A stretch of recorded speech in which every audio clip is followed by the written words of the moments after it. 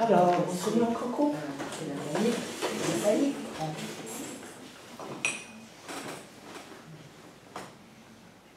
Alors, on va pouvoir reprendre. Est-ce que vous en tirez un petit peu comme enseignement le fait d'avoir parlé de la douleur, de l'avoir un petit peu qualifié, et éventuellement que l'autre s'en soit approché, physiquement dans votre cas? Ben, puisque vous, il y avait un aspect physique aussi, comment tu l'as vécu? Puisque c'était toi qui avais la douleur. Oui, en fait, ce que je trouve étrange pour moi, parce que je suis quelqu'un d'assez solitaire, bon, j'aime bien parler aux autres, j'aime bien rigoler, je suis assez ouverte d'esprit, mais j'aime beaucoup, entre une soirée entre amis et être chez moi toute seule à la maison, je vais choisir être toute seule chez moi à la maison. Et ce qui me fascine, quand je viens ici, c'est la facilité avec laquelle j'arrive à échanger, parce que je sais que je vais parler à une personne qui va me comprendre.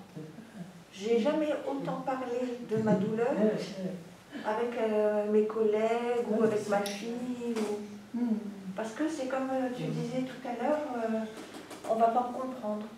Alors que là, quand on fait les mini-groupes, ou même la séance, c'est un bien-être parce que c'est un soulagement parce qu'on sait qu'on est compris et qu'on est écouté.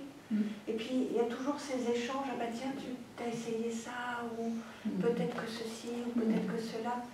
Il y a on s'intéresse aux uns et aux autres, c'est un échange qui vraiment, c'est réconfortant. Moi j'adore. Et le fait d'oser parler de sa douleur, de s'en approcher, ça fait du bien ou non finalement? Mais par contre, on me demanderait de parler d'un autre sujet, là c'est... Oui, bien sûr, tu reviendrais. Et le fait de s'en approcher, même de toucher, ça fait quelque chose. Ça m'a pas dérangé, ça m'a... Non, c'était bien. Voilà. Métaphoriquement, c'est ça qu'on invite. Pas bloquer, pas se noyer, mais comment je peux essayer de m'approcher de cette douleur avec tendresse, en me sentant comprise. Donc, même si l'autre n'est pas là, même s'il n'y a personne et que je suis chez moi, c'est vraiment cette attitude, ce qu'on appelle un petit peu de la compassion pour soi-même. Et c'est pour ça que c'est se tourner vers ces douleurs, apprendre que plutôt que de les fuir, on peut essayer de rentrer en amitié avec elle, de la qualifier, de l'écouter, ce qui est contre-intuitif. Je sais qu'il y en a certains ici qui au début ont dit « je la déteste ». Juste en changeant le regard, ça peut apprendre elle va être moins violente. Vous savez, vous dites à un gamin ou à un animal « qu'est-ce que t'es nul, je te déteste », il va être de plus en plus désespéré et colérique. Si on le comprend un peu, la douleur, c'est ça qu'on essaie. C'est de se dire, elle envoie son message, elle aussi. Mais après, elle est peut-être déréglée dans le message qu'elle envoie, c'est bien sûr. Mais juste essayer... Comment? Et peut-être qu'on la réceptionne mal aussi, les deux. Après, moi, ce que j'ai trouvé intéressant, c'est qu'en discutant, ce qui peut être valorisant, en tout cas, moi, j'ai trouvé ça comme ça, c'est qu'on se rend compte que les conseils qu'on nous donne, on les a déjà exploités.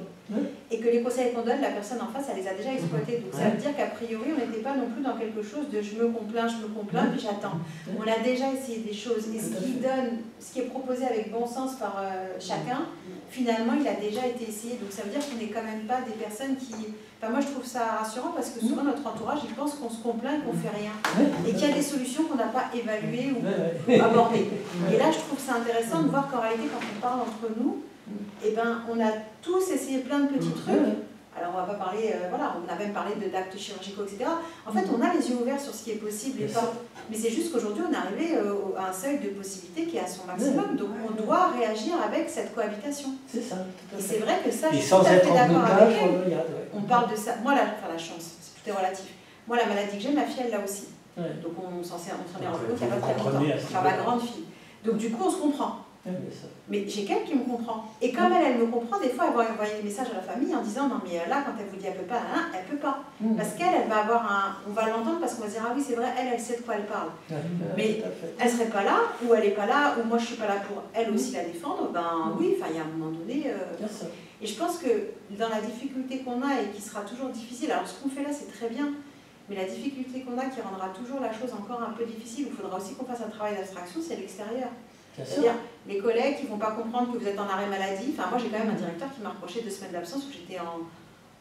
Enfin, je suis passée par là, il n'y a pas longtemps, hein, par l'AREA, et après, j'ai été hospitalisée en médecine interne 10 jours, avec un bilan, je suis avec un bilan hospital engagé, quoi. Et il me dit, mais vous avez raté 2 semaines. Mais en fait... il n'a pas compris. Non, mais vraiment pas. Je dis, mais j'étais à l'hôpital. Et c'est des trucs que les gens ne comprennent pas. Et pareil, je veux dire, on va là, moi j'ai des gens qui me disent, ah ouais, c'est bien, tu vas te détendre et tout. Bah non, je vais essayer d'apprendre à vivre avec une douleur qui ne partira pas. Tu vas faire un cours de yoga. Vous voyez. Et ça, je pense que c'est quelque chose qui est dur parce que quand on fait des efforts, il faut qu'on soit préparé et armé au fait qu'il y en a toujours autour qui, consciemment, inconsciemment, vont un peu casser tout ça. Ça peut être des collègues. Et peut-être que petit à petit, dans ma manière d'être avec eux, je pense que c'est important. Le simple fait ici qu'on se sente entendu, ça. Petit à petit, vous allez voir qu'après on va travailler sur le fameux être ensemble et puis avec les autres et tout. Petit à petit, ça va peut-être aussi changer, parce que je serai moins crispé, ils ne comprennent pas, mais ce qui est vrai qu'ils ne comprennent pas. C'est ça. Mais peut-être que ça va assouplir les choses. Moi, je me souviens d'une journée thérapeutique qu'on avait fait sur la maladie il y a quelques mois ici. On était plusieurs à être venus avec des travers de cette maladie différents. On a passé une journée très intéressante. Et on a eu des échanges en parole. Et il y a un monsieur qui a dit que toute sa vie, et ça m'avait choqué, toute sa vie allait beaucoup mieux. Alors pas sa santé, mais sa vie sociale allait mieux du jour où il a dit à tout le monde, je suis guéri. C'est-à-dire que toute la... Non mais c'est réel, moi ça m'a choqué. C'est-à-dire que quand il est arrivé en disant j'ai telle maladie, j'ai tel traitement, nanana, les gens ont arrêté de le voir à travers le filtre. Exactement, et du jour où il a continué de se faire traiter, mais il a dit à son entourage, c'est bon, ils ont trouvé un truc, maintenant j'ai plus d'injection, j'ai plus rien, tout va bien. Quand il a mal, il ne le dit pas, quand il y a un truc, il ne le dit pas, il ne dit plus rien à personne. Tout son entourage le revoit comme avant. Et lui fait des efforts assez importants pour pouvoir être à la hauteur de ce monsieur d'avant. Mais ça m'a énormément choquée. Je me dis, ah oui, en fait, il y a des fois, il faudrait en arriver là. Alors, je refuse. On va peut-être essayer autre chose, justement. Mais voilà, mais quand elle dit aussi, on n'en parle pas aux gens. Je la comprends, mais je pense que c'est une erreur. Pas tout le monde, mais je pense qu'il y a des fois, il y a des gens qui peuvent nous comprendre. Maintenant, c'est difficile de savoir qui peut nous comprendre. Et puis, c'est peut-être aussi comment je parle aussi. Exactement. C'est dans les deux sens. C'est une question aussi de tempérament. Quand je ne me sens pas compris, la manière d'expliquer va faire que l'autre ne va pas le comprendre non plus, parce que je sens que c'est pas possible, etc. Et tout ça, on va le travailler aussi dans les derniers cours. Donc là, on est sur juste apprendre à s'approcher de sa douleur avec gentillesse, avec compassion, etc. On va faire la méditation qui correspond à ça, que vous allez pouvoir faire chez vous cette semaine. C'est la méditation de la compassion avec la douleur. Donc vous pouvez la faire à Roger, et puis pour ceux qui n'ont pas assisté, vous la faites de votre côté, dans les audios.